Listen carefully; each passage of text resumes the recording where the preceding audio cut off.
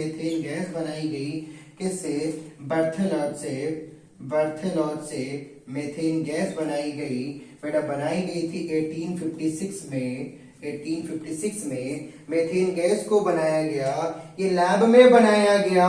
और ये सभी किससे बनाए गए थे?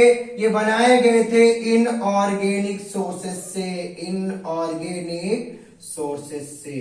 ठीक है, इनऑर्गेनिक सोर्सेस से सभी बनाए गए, इनऑर्गेनिक सोर्सेस से सभी बनाए गए। कहां बनाए गए? लैब में बनाए गए। समझ में आई मेरी पूरी बात? देखिए इंट्रोडक्शन खत्म हो गया है, इंट्रोडक्शन एंड हो गया है। अब बात करते हैं, अब नोट कर लीजिएगा, क्लियर नोट करिएगा। अब बात करते हैं एक दूसरे टॉपिक की। अब बात करेंगे एक दूसरे टॉपिक की, और वो है आपका, देखिएगा ध्यान से, समझना बहुत जरूरी है, पढ़ना भी बहुत जरूरी है। ठीक है, वो दूसरा टॉपिक है टेट्रा बैलेंसी। क्या है? Tetra balance of carbon. देखिए कार्बन क्या है? Tetra balance of carbon. आप क्या जानते हो कार्बन के? देखो टेट्रा बैलेंसी मतलब, देखिए यहीं पर इसका मतलब है, टेट्रा का मतलब 4, बैलेंसी का मतलब उसके इलेक्ट्रॉन, उसके आउटर नंबर वाले इलेक्ट्रॉन, वही तो होते हैं बैलेंसी। तो टेट्रा बैलेंस ऑफ कार्बन का कोई मतलब नहीं। टेट्रा का मतलब 4 लिख दीजिए, बैलेंसी में प्लस कर दीजिए, खत्म हो गई बात। अब ये टेट्रा बैलेंसी लिखना ऐसे, सुनिए, कार्बन का एटॉमिक नंबर 6 होता है। कैसे मान ले ये टेट्रा बैलेंस ऑफ कार्बन है, यानी कार्बन के पास टेट्रा बैलेंस, ये बात हम कैसे मान ले? देखिए कार्बन का जो स्ट्रक्चर है इमीडिएट, उसको बनाने के लिए हमें बहुत सारा प्रोसेस करना पड़ता है। तो ये बात हम कैसे मान लें? तो कार्बन को 2,4 में ब्रेक कर दीजिए, आउटर में 4 इलेक्ट्रॉन आया, इलेक्ट्रॉनिक कन्फिगरेशन कर लीजिए, 1s2, 2s2, 2px1, 2py1 और 2pz0। भाई 6 इलेक्ट्रॉन है ओवरऑल, हमने कर लिया। कार्बन देखिए हम टेट्रा, देखिए आपको डेफिनेशन में कुछ नहीं लिखना, सिर्फ एक बात लिखनी है कि कार्बन के पास उपस्थित 6 क्या उसका एटॉमिक नंबर है, टोटल 6 इलेक्ट्रॉन में जो आउटर नंबर में इलेक्ट्रॉन प्रेजेंट है उसकी संख्या 4 है। और ये डिसाइड हुआ इलेक्ट्रॉनिक कन्फिगरेशन के आधार पर कार्बन एक टेट्रा बैलेंसी रखने वाला एलिमेंट है। इलेक्ट्रॉनिक बोल दिया जाए किसके आधार पर कार्बन एक टेट्रा बैलेंसी रखने वाला एलिमेंट है? आंसर होना चाहिए किसके आधार पर? इलेक्ट्रॉनिक कन्फिगरेशन के आधार पर कार्बन 4 इलेक्ट्रॉन रखने वाला एक एलिमेंट है, टेट्रा बैलेंसी रखने वाला एलिमेंट है। सबसे पहली हेडिंग ग्राउंड स्टेट, क्या बनेगा बेटा?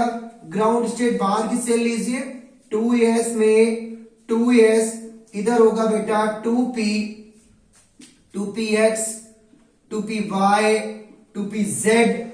यहां पर कितने इलेक्ट्रॉन है? 2 इलेक्ट्रॉन है। यहां पर 1 हो गया, ये 2 हो गया। अब पर्टिकुलर एक इलेक्ट्रॉन यहां से एक्सक्रीट होगा एक्साइटेड स्टेट में, क्या होगा बेटा? एक इलेक्ट्रॉन रिलीज हो जाएगा और पहुंच जाएगा 2pz में, यानी ये 2px है, ये 2py है और ये 2pz है। समझिएगा ध्यान से, ये 2pz है। अब हम बात करें हाइब्रिडाइजेशन की, तो क्या आएगा बताओ? देखो एक s ऑर्बिटल है, और बेटा कितने p ऑर्बिटल है?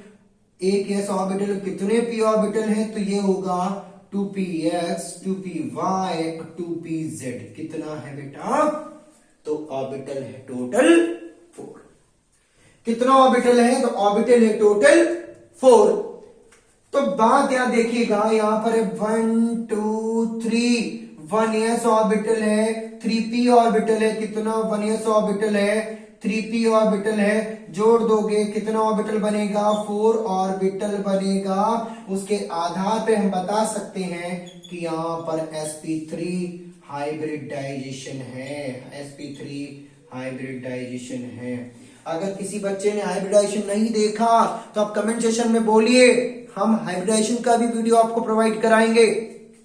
आप बताइए कि सर हमें हाइब्रिडाइजेशन का वीडियो दीजिए, हम आपको हाइब्रिडाइजेशन का वीडियो एक इजी ट्रिक के माध्यम से प्रोवाइड कराएंगे। सुनते रहो लेकिन ध्यान से। तो यहां पर क्या है, इसका हाइब्रिडाइजेशन क्या निकला बेटा, sp3। अब sp3 जो हाइब्रिडाइजेशन होता है जिसके पास, उसकी ज्योमेट्री होती है कैसी, उसकी ज्योमेट्री होती है आपकी, ध्यान दो, अभी तो बहुत बड़ा चैप्टर है, अभी तो कुछ मिनट ही लेंगे हम आपके। उसकी ज्योमेट्री कैसी होती है, उसकी ज्योमेट्री टेट्राहेड्रल होती है। बात समझो, टेट्राहेड्रल। अब कार्बन के पास एक ज्योमेट्री है बेटा, और वो ज्योमेट्री है आपकी टेट्राहेड्रल। यहां एंगल होता है 10928 का।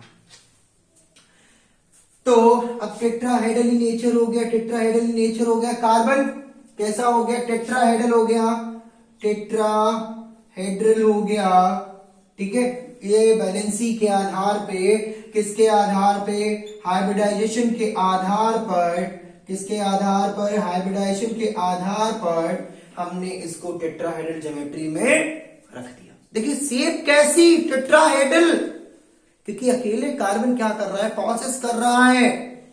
अब देखिए कार्बन क्या है, कार्बन के पास एक लिमिट है, सिंगल बॉन्ड की भी है, डबल बॉन्ड की भी है और ट्रिपल बॉन्ड की भी है। तो कार्बन, सुनते रहो ध्यान से, कार्बन क्या कर रहा है, हाइब्रिडाइजेशन के अकॉर्डिंग अपने स्ट्रक्चर सेट कर रहा है। कहीं कहीं लीनियर प्रॉपर्टी भी बनाएगा, कहीं कहीं ट्रायंगल प्रॉपर्टी भी बनाएगा, यानी ये भी ज्योमेट्री इन्वॉल्व होंगी। सिर्फ हाइब्रिडाइजेशन अच्छे से आना चाहिए, कार्बन के स्ट्रक्चर को पढ़ लोगे। हाइब्रिडाइजेशन पढ़ लीजिए बेटा, कार्बन के स्ट्रक्चर आप आसानी से बना लोगे, प्रत्येक में हाइब्रिडाइजेशन है। अब देखिए हम आपको कुछ एग्जांपल बताते हैं, एनसीईआरटी का प्रॉब्लम उठा लो, एनसीईआरटी का आप एक प्रॉब्लम ले लीजिए, एनसीईआरटी का एक प्रॉब्लम ले लो। तो वो प्रॉब्लम है आपका 12.1, प्रॉब्लम 12.1, एनसीईआरटी का प्रॉब्लम ले लीजिए, प्रॉब्लम 12.1। क्वेश्चन लिखा है, how many sigma and pi bond are present in each of the following molecule. How many sigma and pi bond, sigma ये, पाई ये, are present in the following molecule. एक molecule दिया गया है, मैं derivative कर रहा हूं मॉलिक्यूल दिया है CH डबल बॉन्ड C, फिर लिखा है CH, फिर लिखा है डबल बॉन्ड, फिर लिखा है CH सिंगल बॉन्ड, CH3 लिखा है। अब ये सामने हमारे सामने प्रॉब्लम है, CH डबल बॉन्ड, नहीं सॉरी ट्रिपल बॉन्ड है, यहां पर ट्रिपल बॉन्ड है, CH triple bond C, CH double bond CH और CH3। ये एक प्रॉब्लम है हमारे सामने, 12.1 का है ये। तो ये अब इसे सॉल्व करना बड़ा आसान, क्यों, क्योंकि बेटा सिग्मा बॉन्ड कौन, जिनके पास सिंगल बॉन्ड, पाई बॉन्ड कौन, जिनके पास डबल और ट्रिपल बॉन्ड हो। बेटा समझो, पाई बॉन्ड कौन, जिनके पास डबल और ट्रिपल बॉन्ड हो। बोला गया इस फॉर्मूले में सिग्मा और पाई बॉन्ड को क्या करना है, कैलकुलेट करना है। क्या करना है, कैलकुलेट करना है, किसको, सिग्मा और पाई बॉन्ड को कैलकुलेट करना है। तो आइए कैलकुलेट करते हैं। कैसे कैलकुलेट करेंगे, हम लोग देखो क्या है, बॉन्ड के आधार पर हम डिस्क्राइब कर रहे हैं। किसके आधार पर, बॉन्ड के आधार पर डिस्क्राइब हो रहा है। तो आप क्या करोगे, डिस्क्राइब करते हैं। आइए इस फार्मूले को देखिए, अभी आगे बात पढ़ाएंगे, अभी टॉपिक एक है स्ट्रक्चर के बारे में, वो पढ़ाएंगे तब समझ में आएगा। देखिए क्या करना है आपको, इस स्ट्रक्चर को डैश फॉर्म में ले लेना है। कैसे, C single bond H, triple bond C, single bond C, single bond H, सुनते रहो ध्यान से, double bond C, single bond H, ठीक है सुनिए, सिंगल बॉन्ड C, H और H। समझिए ये आपका क्या है, मेरी बात समझो, ये क्या है, ये यही फॉर्मूला लिखा गया है, बस क्या है, डैश के फॉर्म में। देखो हल्का सा कंडेंस है, ये हल्का सा कंडेंस स्ट्रक्चर है, ये कंप्लीट नहीं बोल सकते कि कुछ तो डैश है उसके पास। क्या है, स्ट्रक्चर का फॉर्म होता है भाई, bond line structure, condense structure. समझिए, कार्बन के कंपाउंड का जो फॉर्मूले होते हैं उनमें स्ट्रक्चर का फॉर्म होता है bond line structure, condensed structure और लुईस स्ट्रक्चर। और बताइए, एक तो बॉन्ड लाइन हो गया, एक कंडेंस हो गया, एक लुईस हो गया, और एक बचा जो कि है डैश स्ट्रक्चर। ठीक है, जो कि है डैश स्ट्रक्चर। अब बात समझना जरा ध्यान से। तो बेटा यहां क्या करना, हम तो जानते हैं कि सिंगल बॉन्ड सिग्मा है, डबल और ट्रिपल बॉन्ड पाई है। सिंगल बॉन्ड सिग्मा है, डबल और ट्रिपल बॉन्ड पाई है। हम क्या करेंगे, सिंगल में सिग्मा लगा देंगे, यहां सिंगल सिग्मा है, ये डबल पाई है, ये डबल पाई है, ये सिग्मा है, ये सिग्मा है, ये सिग्मा, ये डबल पाई है, ये सिग्मा है, ये सिग्मा है, ये सिग्मा है, ये भी सिग्मा है और ये भी सिग्मा है। अब तो आसान हो गया कैलकुलेट करना, क्योंकि हमने तो डेरिवेट कर लिया कि उसमें कितने सिग्मा है, कितने पाई है। हम क्या करेंगे, काउंट करेंगे। काउंट कर लीजिए आप, 1 2 3 4 5 6 7 8 9 10। काउंट करिए, 1 2 3 4 5 6 7 8 9 10। तो टोटल सिग्मा कितना आया, टोटल सिग्मा कितना आया, सिग्मा आया आपका बेटा 10 सिग्मा। कितना सिग्मा, 10 सिग्मा। सुनो, 1 2 3 4 5 6 7 8 9 10। और तो कहीं स्पेस रह नहीं गया, सिग्मा 10 आया। अब बस पाई बताना है। पाई बताने के लिए क्या करेंगे, यहां पर 2 पाई है, सी और सी में ट्रिपल बॉन्ड में 2 पाई है बेटा। कितना पाई है, 2 पाई है, सी और सी में 2 पाई है। और बेटा एक सी और डबल बॉन्ड सी में 1 पाई है। टोटल जोड़ दो 3 पाई होगा। टोटल ऐड कर दीजिए, 3 पाई होगा। समझिए, एक बार फिर से समझो कि यहां पर सिंगल सिग्मा बॉन्ड है, डबल पाई बॉन्ड है, ट्रिपल पाई बॉन्ड है। डेरिवेट कर दिया फॉर्मूला, डैश के फॉर्म में ला ले फॉर्मूला और बस एक्सप्लेन कर दिया, तो इजीली आपके सामने सिग्मा और पाई बॉन्ड आ जाएंगे। और ये आपकी प्रॉब्लम 12.1 है एनसीईआरटी की। अच्छा, इसका दूसरा एग्जांपल भी दिया गया है, इसका दूसरा एग्जांपल भी दिया गया है, लेकिन हम चाहेंगे उसका आंसर आप कमेंट बॉक्स में बताएं। हम चाहेंगे उसका आंसर आप कमेंट बॉक्स में बताएं। और ये जरूरी नहीं है कि यहां पर नॉर्मली हम दूसरा ले, हम बी वाला आपको दे रहे हैं, आप कमेंट में आंसर बताइए। एक सीए है, एक सीए है, एक सीए मॉडिफाइड है। एनसीईआरटी प्रॉब्लम लगा लीजिए, सेकेंड वाला सेम लगेगा, पहला समझ में आ गया होगा, दूसरा उसी फॉर्म में लगेगा। एक मैं आपको दे रहा हूं, उसका आंसर आप कमेंट में बताइए। यहां पर बेटा 2 है और यहां पर भी डबल बॉन्ड है, यहां सिंगल बॉन्ड है, यहां सिंगल बॉन्ड है, यहां सिंगल बॉन्ड है और ये भी सिंगल बॉन्ड है। इसका आंसर आप हमें कमेंट में दीजिए, कमेंट में गिव करिए आंसर इसका। देखिए कितने बच्चे ऐसे हैं जो आंसर कमेंट में देते हैं। चलिए, अब आपके सामने एक नया टॉपिक आता है।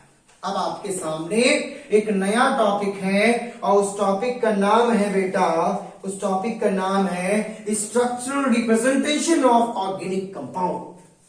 Structural representation of organic compound. देखिए थर्ड टॉपिक है आपका, थर्ड टॉपिक है। देखिए क्या है कि structural representation of organic compound. देखिए स्ट्रक्चर के बारे में पढ़ना है। किसके बारे में, हेडिंग खुद बता रही है, स्ट्रक्चर के बारे में बताइए। ऑर्गेनिक कंपाउंड के स्ट्रक्चर क्या है बताइए। आपने क्या पढ़ा, आपने पढ़ा डैश स्ट्रक्चर, पढ़ा आपने डैश स्ट्रक्चर, आपने पढ़ा लुईस स्ट्रक्चर, लुईस स्ट्रक्चर। आपने बेटा पढ़ा क्या, आपने पढ़ा बताइए कंडेंस स्ट्रक्चर, आपने पढ़ा। देखिए सभी लिखा है, Lewis structure, dash structure, condense structure, bond structure. Lewis structure, dash structure, condense structure, bond structure, ये सभी स्ट्रक्चर दिए गए हैं। बस हमें स्टडी करना है कि क्या है ये लुईस, क्या है डैश और क्या है बॉन्ड। और ये वीडियो हम आपको सेकेंड क्लास में प्रोवाइड कराएंगे। तब तक बने रहिए मेरे साथ। धन्यवाद।